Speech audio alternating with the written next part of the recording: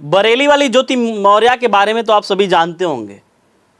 एक बेवफा एसडीएम पत्नी की कहानी खूब सुर्खियों में था जब एक चतुर्थ श्रेणी के कर्मचारी उसके पति ने उसको पढ़ाया लिखाया। जब वो एसडीएम बन गई तो अपने पति को पति उसको रास नहीं आने लगा और वो फिर उसका किसी दूसरे अधिकारी से इश्क लड़ गया और फिर एक समय ऐसा आया जब वो अपने पति से बगावत करने के ऊपर तुल गई।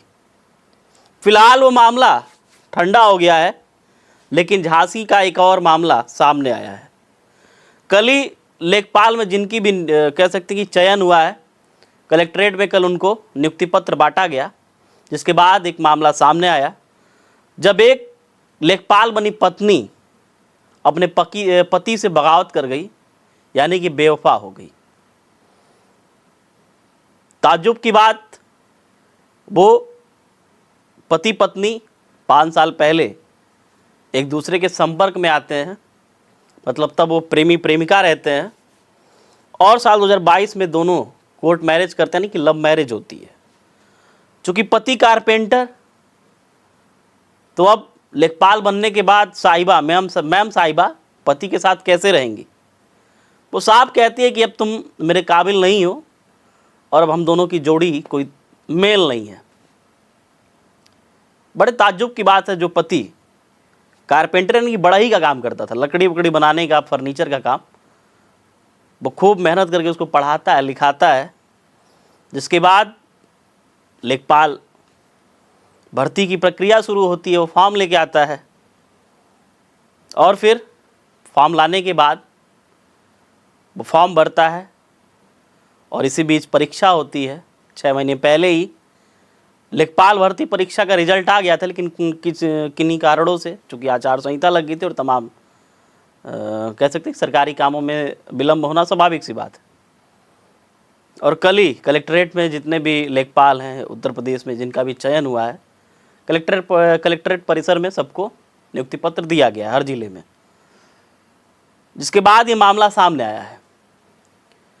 पति का नाम नीरज विश्वकर्मा और पत्नी का नाम ऋचा। पति कल पहुंचता है झांसी कलेक्ट्रेट में, उसको लगता है कि पत्नी आएगी, मुझे पहचानेगी, बातचीत होगी, लेकिन ऐसा कुछ होता नहीं है। चूँकि कल सोशल मीडिया पर यह वीडियो वायरल होती है, पति जब साथी मीडिया कर्मियों को देखता है तो अपनी आप बीती बताता है, अपना दुख दर्द बांटने का प्रयास करता है और बताता है किस तरीके से वो ऋचा के संपर्क में आया था। वो बताता है कि एक कॉमन फ्रेंड के माध्यम से हमारी आज से 5 साल पहले ऋचा से मुलाकात हुई थी। पहले हम दोनों में दोस्ती हुई, दोस्ती के बाद धीरे धीरे फ़ोन पे बात शुरू हुई, फिर प्यार हुआ, प्यार परवान चढ़ा तो लगा कि हम एक दूसरे के बिना नहीं रह पाएंगे। साल 2022 में अगस्त महीने में उसने बताया कि हम दोनों ने मंदिर में पहले शादी की, फिर कोर्ट मैरिज कर लिया, मतलब प्रेम विवाह। उसने बताया कि परिवार में भी किसी को कोई आपत्ति नहीं हुई। हाँ, ये ज़रूर हुआ कि शादी के बाद से ही मेरी पत्नी ऋचा अपने मायके जाना छोड़ दी।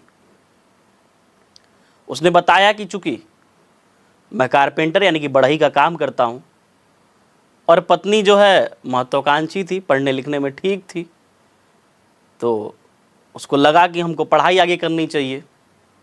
उसने अपने पति से यानी कि नीरज से कहा कि हमको आगे पढ़ाई करनी है। वो भी कहा ठीक है।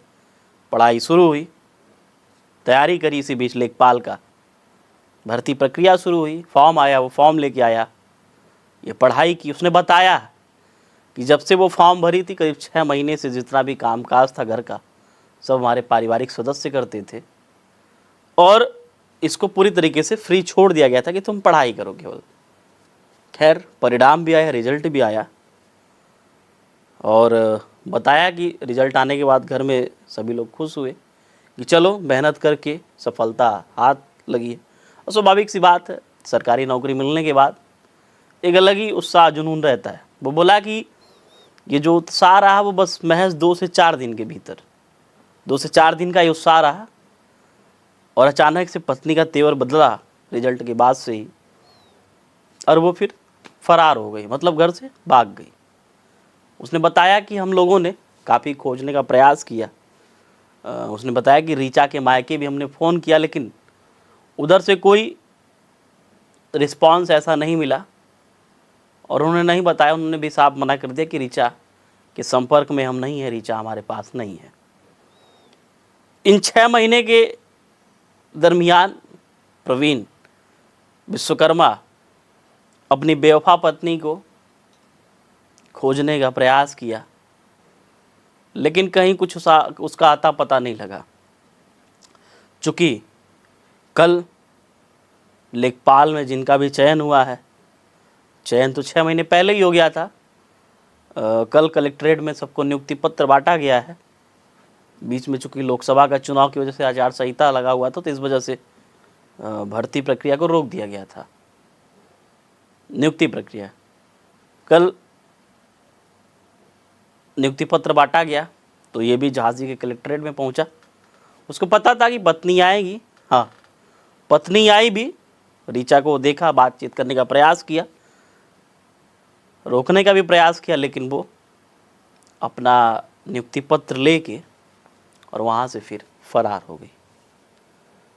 फिलहाल प्रवीण विश्वकर्मा की स्थिति रो रो कर उसका बुरा हाल है। मीडिया के सामने बार बार वो दुखी है और बता रहा है किस तरीके से उसने मेहनत किया, अपने ज़रूरतों के सामानों को भी काट के अपनी पत्नी को हर सुविधा दी, जिससे वो पढ़े, वो खुश रहे और पढ़ाई भी की, सफलता भी मिली, लेकिन अंत में उसका परिणाम काफ़ी दुखद रहा। समाज में ऐसे तमाम केसेस सामने आ रहे हैं। ज्योति मौर्य का खूब चर्चा हुआ, फिलहाल वो केस ठंडे बस्ते में है और आए दिन ऐसा नहीं है कि ज्योति मौर्य के बाद ऐसे मामले नहीं आए। कुछ दिन पहले एक सरकारी नर्स अपने पति को छोड़ दी, बिहार का एक मामला, एक शिक्षिका अपने पति को छोड़ दी। ये महिलाएं तब छोड़ती हैं जब वो किसी मुकाम पहुंच जाती हैं और लगता है उनको कि उनका जो पति है उसका ओहदा काफ़ी नीचे है। फिलहाल पुलिस इन दोनों में आपसी जो भी सहमति के द्वारा, जो पुलिस का काम है, एक उचित डिसीजन तक पहुंच सके, उसके जुगत में लगी हुई है, बातचीत कर रही है, दोनों पक्षों को आमने सामने भी थाने में बैठाई, लेकिन अभी तक इसका कोई उचित निष्कर्ष निकल कर नहीं आया सामने। ये वीडियो देखिए किस तरीके से पति जो है प्रवीण विश्वकर्मा अपने दर्द को बयां कर रहा है। मेरा नाम नीरज कुमार विश्वकर्मा, मेरी धर्मपत्नी का नाम है ऋचा सोनी विश्वकर्मा। आज कलेक्ट्रेट आप गए थे, क्या था पूरा मामला? हमारी धर्मपत्नी की लेखपाल में जॉब लग गई है, तो जो कि नियुक्ति पद मिल रहा था मैंने, तो उस चक्कर में ढूंढती हुए गए थे। 18 जनवरी से बराबर से ढूंढ रहे हैं हम। क्यों जनवरी से वो आपसे अलग रह रही है, क्या कारण है?